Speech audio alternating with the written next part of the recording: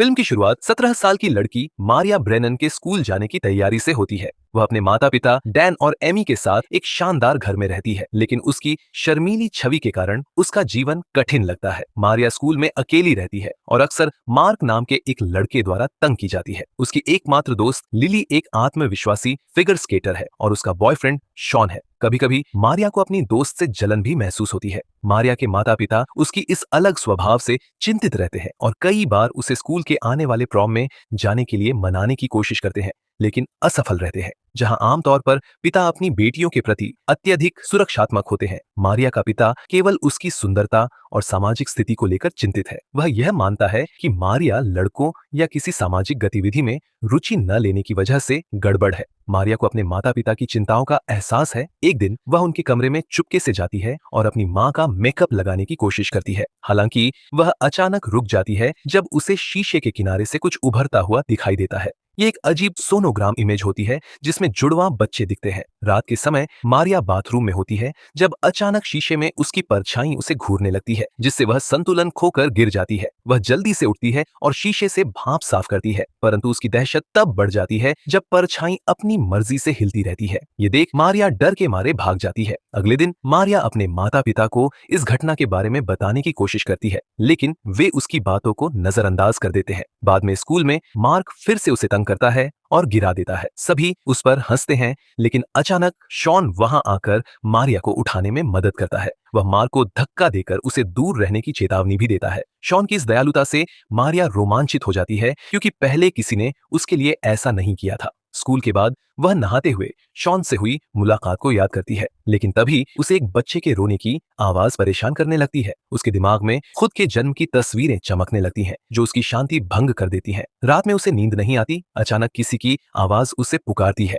जिसके बाद वह चेक करने जाती है। वह देखती है कि यह आवाज उसकी खुद की परछाई से आ रही है। पहले तो मारिया डर जाती है, लेकिन फिर हिम्मत जुटाकर उससे बात करती है। परछाई खुद को आराम कहती है और दावा करती है कि वह मारिया का बिल्कुल विपरीत है, आत्मविश्वासी, करिश्माई और प्रभावशाली। दोनों एक दूसरे से अपनी पसंद नापसंद पर बात करते हैं और दोस्त बन जाते हैं। आराम मारिया को उसकी समस्याओं से निपटने और आत्मविश्वासी बनने में मदद करने का वादा करती है। अगले दिन मारिया अपने माता पिता को चौंकाते हुए ऐलान करती है कि वह प्रॉम में जाना चाहती है। इसके अलावा स्कूल में वह विंटर प्रॉम के लिए स्केटिंग सीखने में रुचि भी दिखाती है। उस शाम मारिया अपने पिता के क्लिनिक जाती है ताकि उसके साथ समय बिता सके।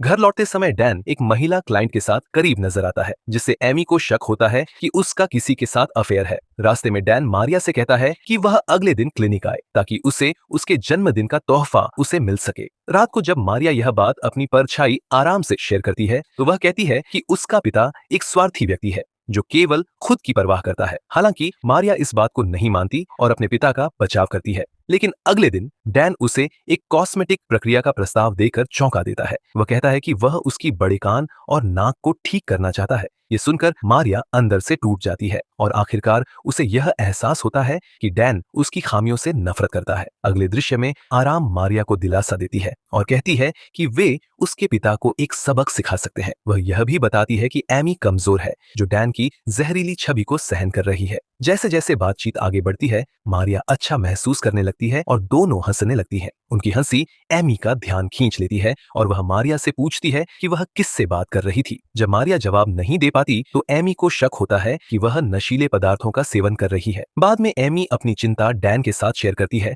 लेकिन वह इसे पूरी तरह नजरअंदाज कर देता है। इसके बजाय वह उसे नींद की गोलियां देता है, उसके चेहरे पर एक ब्यूटी क्रीम लगाता है और फिर उसे सोने के लिए कहता है। सोने से पहले एमी बताती है कि उसके बुरे सपने वापस आ गए हैं, लेकिन डैन उसे भरोसा दिलाता है कि वे हमेशा की तरह चले जाएंगे। अगले दिन मारिया और लिली आइस स्केटिंग की प्रैक्टिस के लिए जाते हैं। चूंकि मारिया ने पहले कभी बर्फ पर कदम नहीं रखा था, वह आसानी से फिसलकर गिर जाती है। हालांकि लिली उसकी मदद करने के बजाय उसे कट्टर शब्द से शॉन से दूर रहने के लिए कहती है। अपने दोस्त की बेरुखी से निराश मारिया घर लौटती है और आराम से अपने दिल की बात कहती है। आराम उसे समझाती है कि लिली केवल अपनी लोकप्रियता की परवाह करती है। आराम कहती है कि वह ही मारिया की सच्ची आत्मा की दोस्त है और उसकी पीड़ा को दूर कर सकती है। इसके लिए आराम उससे कहती है कि मारिया उसके साथ जगह बदल ले और अपना जीवन उसके नियंत्रण में सौंप दे। मोहित होकर मारिया लगभग मान जाती है और अपनी परछाई को छूने की तैयारी करती है, लेकिन तभी एमी वहां आ जाती है और बताती है कि वह प्रॉम के लिए देर कर रही है। चौंक कर मारिया जल्दी से प्रॉम ड्रेस पहनती है और स्कूल की ओर भागती है। दुर्भाग्य से यह निर्णय उसके लिए बुरा साबित होता है, क्योंकि वह भीड़, चमकदार रोशनी और गूंजते संगीत से बहुत डर जाती है। डरते हुए मारिया वहां से निकलने की तैयारी करती है, लेकिन तभी शॉन उसके पास आता है। आखिरी पल में शॉन मारिया का हाथ थाम लेता है और उसे सहारा देता है। मारिया खुशी खुशी उसका प्रस्ताव स्वीकार कर लेती है। दोनों बर्फ के बीच में पहुंचकर एक दूसरे की बाहों में डांस करने लगते हैं। पास खड़ी लिली ये सब देखती है और गुस्से से भर जाती है। वह जानबूझकर मारिया को चौंकाकर उसका संतुलन बिगाड़ देती है, जिससे वह गिर जाती है। शॉन उसे उठाने की कोशिश करता है, लेकिन लिली बीच में आकर उसे रोक देती है। इससे भी बुरा तब होता है जब मार्क वहां आ जाता है और मारिया को रिंग पर घसीटने लगता है। सभी छात्र सिर्फ खड़े होकर तमाशा देखते हैं, जबकि मारिया चीखती है और मदद की गुहार लगाती रहती है। अंत में मार्क रुकता है तो शर्मिंदा होकर मारिया वहां से भाग जाती है। ये घटना उसके लिए सहनशीलता की अंतिम सीमा साबित होती है, इसलिए वह आखिरकार आराम को अपने जीवन का नियंत्रण सौंपने का फैसला कर लेती है। वे हाथ मिलाते हैं, जिससे परिवर्तन की प्रक्रिया शुरू हो जाती है, जैसे किसी जादुई फ्यूजन डांस की तरह। सब कुछ खत्म होने के बाद मारिया अब आईने के पीछे कैद हो जाती है, जबकि आराम पूरी तरह से आजाद हो जाती है। इस बीच पास के कमरे में एमी एक बुरे सपने से जूझ रही है। वह सपने में उस दिन को देखती है जब उसने मारिया को जन्म दिया था और दर्द से चीख रही थी। अगले दिन आराम स्कूल जाती है। वो मार्क से टकरा जाती है। वह निडर उसके पास जाती है, उसका ध्यान खींचती है और उसके कान में कुछ बोलकर उसे हक्का बक्का छोड़ देती है। मार्क हैरान रह जाता है, क्योंकि उसे सिर्फ थोड़ी ASMR की उम्मीद थी। थोड़ी देर बाद लिली आती है और नकली सहानुभूति दिखाने की कोशिश करती है, लेकिन आराम उसकी मंशा को साफ समझ जाती है। फिर भी वह लिली से दोस्ताना व्यवहार करती है और उसे फिर से स्केटिंग सिखाने के लिए कहती है। उसके बाद आराम अपने पिता के क्लिनिक जाती है। वह वहां रिसेप्शनिस्ट को भटकाकर डैन की प्रेमिका का नंबर चुरा लेती है। फिर वह योजना बनाती है कि डैन की प्रेमिका और एमी एक ही समय पर क्लिनिक में मिले। आराम की योजना सफल होती है और एमी लिफ्ट में डैन की प्रेमिका से मिल जाती है। उसे यह एहसास होते ही उसका दिल टूट जाता है कि उसका पति उसे धोखा दे रहा है। दृश्य फिर से आइस रिंक पर जाता है, जहां कई छात्र प्रैक्टिस कर रहे होते हैं। इस बीच आराम मार्क को धोखे से वॉशरूम में ले जाती है। वह अचानक उसके घुटने पर हॉकी स्टिक से हमला करती है, जिससे उसका घुटना अपनी जगह से खिसक जाता है। मार्क जमीन पर गिरकर दर्द से चीखता है और मदद की गुहार लगाता है, लेकिन आराम उसे वहीं तड़पता छोड़ देती है। जल्द ही सभी छात्र घर चले जाते हैं, लेकिन आराम लिली के साथ स्केटिंग की प्रैक्टिस करने के लिए रुक जाती है। वह अचानक अपने व्यवहार में बदलाव दिखाती है और प्रोफेशनल स्केटर की तरह स्केटिंग करने लगती है, जिससे लिली हैरान रह जाती है।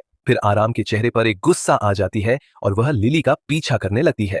अपनी आंखों में खौफ लिए लिली भागने की कोशिश करती है, लेकिन संतुलन खोकर सीमेंट के कठोर फर्श पर गिर जाती है। उसका सिर बुरी तरह चोटिल हो जाता है और खून बहने लगता है, लेकिन आरम बस खड़ी होकर उसकी मौत का तमाशा देखती है। थोड़ी देर बाद आरम अधिकारियों को फोन करती है और लिली के दुर्घटना की सूचना देती है, जबकि वह दोस्त के लिए डरी और चिंतित होने का नाटक करती है। फोन के शीशे में असली मारिया को रोते हुए देखा जा सकता है। बाद में आरम घर लौटती है, जहां एक पुलिस उससे पूछताछ के लिए आता है, लेकिन एमी उसे फिर कभी आने के लिए मना लेती है। बाथरूम में मारिया आरम से लिली की हत्या के बारे में बात करती है, लेकिन आरम निर्दयता से कहती है कि लिली इसके लायक थी। यह सुनकर मारिया डर जाती है और स्थिति बदलने की इच्छा व्यक्त करती है, लेकिन आरम मना कर देती है और कहती है कि उसका काम अभी खत्म नहीं हुआ है। इसके बाद दृश्य लिली के अंतिम संस्कार की ओर जाता है, जहां पुलिस शॉन को अपनी संवेदनाएं व्यक्त करता है और आरम से आंख मिलाता है।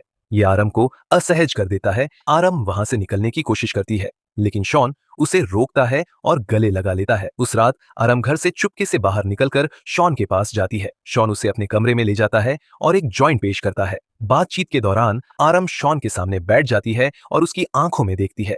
वह कबूल करती है कि वह उसे प्यार करती है और उसे छूना शुरू कर देती है। शुरुआत में शॉन उसे रोकने की कोशिश करता है, लेकिन फिर मान जाता है और दोनों एक साथ समय बिताते हैं।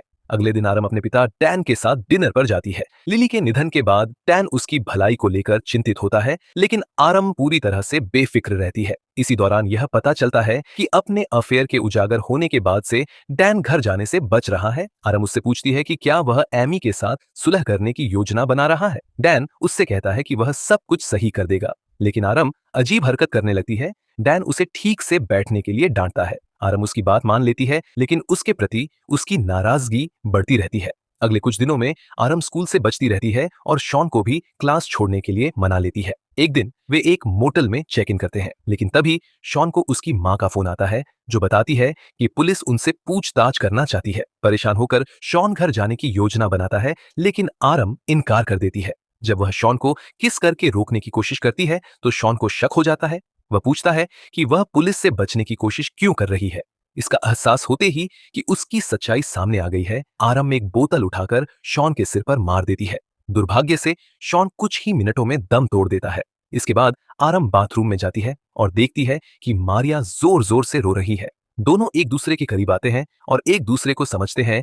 इस बीच घर पर एमी को एक और बुरा सपना आता है। इस सपने में वह देखती है कि मारिया की एक जुड़वां बहन थी, जिसे डैन ने बेकार मानते हुए खत्म करने का फैसला किया था। वास्तव में आरम मारिया की मृत जुड़वां बहन है। अब आरम डैन के क्लिनिक में पहुंचती है और दरवाजे की घंटी बजाती है। डैन उसे कमजोर हालत में देखकर अंदर ले आता है और ऑपरेटिंग टेबल पर बैठाता है। वह उसके लिए पानी लाने जाता है, लेकिन जैसे ही वह लौटता है, आरम अपने कपड़े उतारने लगती है। गुस्से में डैन उसे कपड़े पहनने के लिए कहता है, लेकिन आरम और भी ज्यादा अजीब व्यवहार करती है। वह उससे पूछती है कि क्या वह उसे सुंदर मानता है। डैन जवाब देता है कि हाँ, वह सुंदर है। फिर वह पूछती है कि क्या वह उसे तब भी प्यार करता जब उसके शरीर में कुछ कमियां होती। डैन हाँ में जवाब देता है कि वह उसे हर हाल में प्यार करता, लेकिन आरम उसकी बात पर यकीन नहीं करती और अचानक एक तेज धार वाली चीज से उसका गला रेत देती है। डैन खून बहने से मर जाता है। गुस्से से भरकर आरम सवाल करती है कि उसने उसे पहले प्यार क्यों नहीं किया। इसके बाद वह मारिया को पुकारती है, लेकिन कोई जवाब नहीं मिलता। वह घर लौटती है और एमी के पास लेट जाती है। अंतिम दृश्य में एमी को अपनी दोनों बेटियों को गले लगाते हुए दिखाया जाता है, जो यह संकेत देता है कि आरम और मारिया एक हो गई है।